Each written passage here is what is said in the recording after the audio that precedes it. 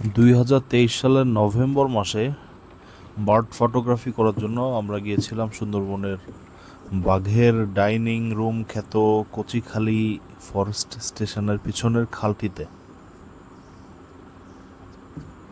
তো আমাদের সাথে থাকা ফরেস্ট গার্ড আমাদের বললেন যে আপনারা ভেতর থেকে ঘুরে আসেন, আমি পারমিশনের কাগজটা অফিসে জমা দিয়ে আসতেছি।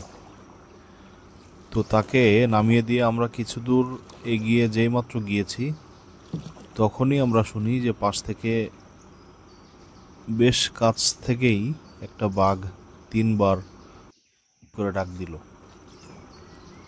ফরেস্ট গার্ডকে নামিয়ে দেওয়ার পরে একা একা পাশ থেকে বাঘের ডাক শুনে সেই মুহূর্তে আমরা বেশ ভয় পেয়ে গিয়েছিলাম, কেননা বাঘটি যদি তখনই আমাদের আশপাশে এসে হানা দিত তাহলে আমাদের কিছুই করার ছিল না।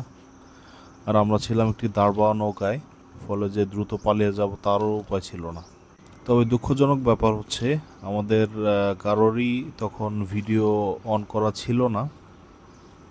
তবে আমাদের সঙ্গীদের ভিতরে মাত্র একজন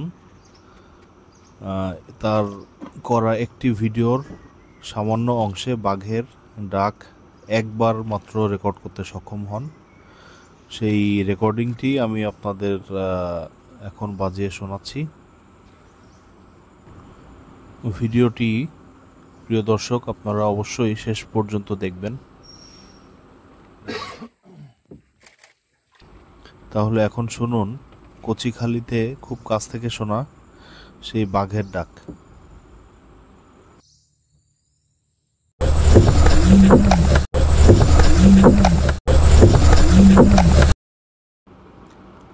সেবার আমরা সুন্দরবনের ডিমের চর এলাকায় আধা ঘন্টা 1 ঘন্টা আগে হেঁটে যাওয়া বেশ কয়েকটি বাঘের তাজা পায়ের ছাপও দেখেছিলাম। সেই গল্প শুনতে ভিডিওটিতে অবশ্যই লাইক দিন এবং চ্যানেলে সাবস্ক্রাইব করতে ভুলবেন না। ভিডিওটি দেখার জন্য আপনাদের সকলকে অসংখ্য ধন্যবাদ।